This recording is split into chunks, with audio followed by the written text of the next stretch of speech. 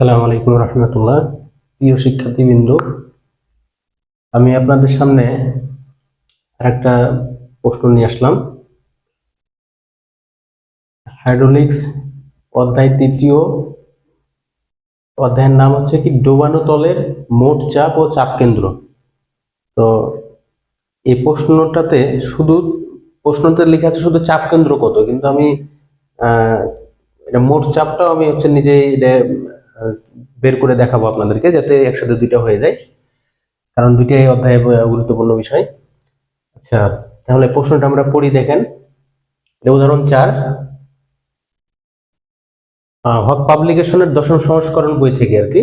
উদাহরণ 4, একটি ত্রিভুজাকৃতির প্লেটের ভূমি 3 মিটার। ভূমি হচ্ছে কি, এই যে একটা ত্রিভুজাকৃতির হলো প্লেট, যেটার ভূমি হচ্ছে 3 মিটার, উচ্চতা দেওয়া হচ্ছে কত, 4 মিটার। আবার বলতেছে কি, যা খাড়া অবস্থায় পানির মধ্যে ডুবানো, যা খাড়া অবস্থায় পানির মধ্যে ডুবানো আছে, ডুবানো আছে। এর উপর হতে, তাহলে এর উপর এটা এটা হচ্ছে কি ভূমি, এগুলো হচ্ছে সব ভূমি। এর উপর হতে পানির মুক্ত তল পর্যন্ত দূরত্ব, তাহলে কি পানির মুক্ত তল, দেখেন এটা হচ্ছে পানির মুক্ত তল। হ্যাঁ, এটার দূরত্ব কত, দূরত্ব হচ্ছে 1 মিটার। এই যে 1 মিটার দিচ্ছে, 1 মিটার হলে চাপ কেন্দ্র ও মোট চাপ নির্ণয় করতে হবে। তাহলে আমরা শুরু করি। দেখেন, আমাদের প্রশ্নটা আগে আগে প্রশ্নের উত্তর এটা লিখবো, সূত্রটা লিখবো। হ্যাঁ, তাহলে চাপ কেন্দ্র, প্রথমে চাপ কেন্দ্র, চাপ কেন্দ্র, চাপ কেন্দ্র এখানে কি বলেছিলাম, কি দ্বারা প্রকাশ করেছিলাম, এটা দ্বারা, এইচ বার দ্বারা। আচ্ছা, এইচ বার দ্বারা আগের আগের দুইটা ভিডিও বানানো হয়েছে, শুধু সূত্র নিয়ে প্রথমটা, দ্বিতীয়টা আর একটা ম্যাথ নিয়ে, ওটা আপনারা দেখে নেবেন, তাহলে এদিকে সহজ হবে। আচ্ছা, তাহলে চাপ কেন্দ্র এটা, যে সূত্রটা কি, আইসিজিএক্স, মানে এটার মোমেন্ট অফ ইনার্সিয়া, আর নিচে কি এ ইন্টু এক্স বার, আর এখানে এক্স বার আছে, এখানে এক্স বার দিয়ে দিলাম। এখন তাহলে আমরা একটা কাজ করি, মানগুলো আগে বের করি, দেখি।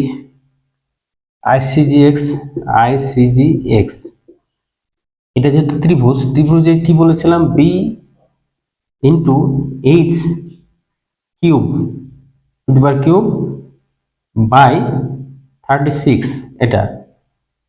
আচ্ছা, আর এটা এক্স বার কি বলেছিলাম, এক্স বার এটার জন্য, যেহেতু এটা ত্রিভুজাকৃতির, দেখেন এটা চিকন মাথা থেকে, আচ্ছা প্রথমে ভূমি থেকে এখানে আসবো, এই পর্যন্ত আসবো, ভূমি থেকে এই পর্যন্ত আসলাম, 1 মিটার দেওয়া আছে, লিখলাম।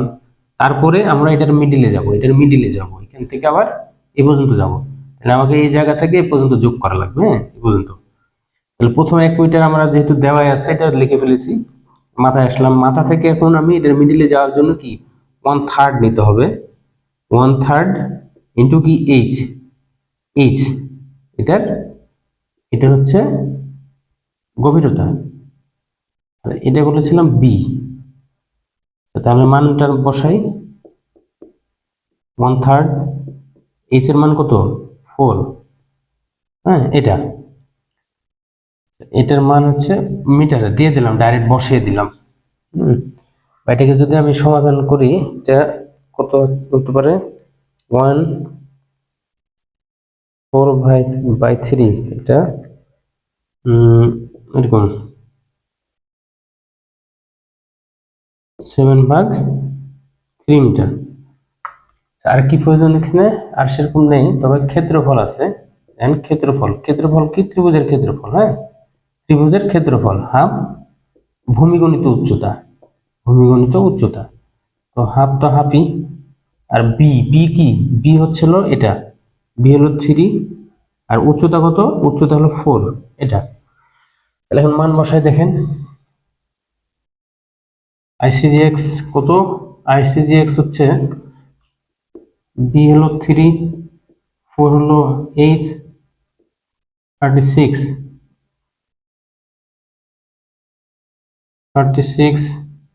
3, 4 কিউব।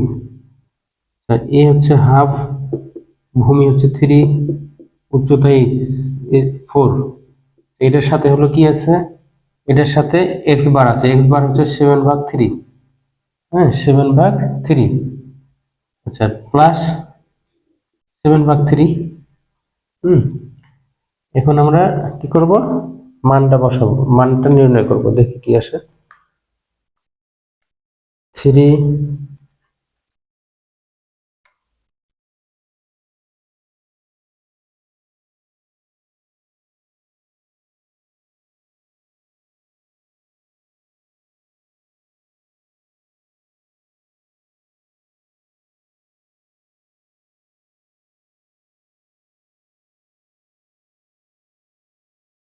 দিলাম,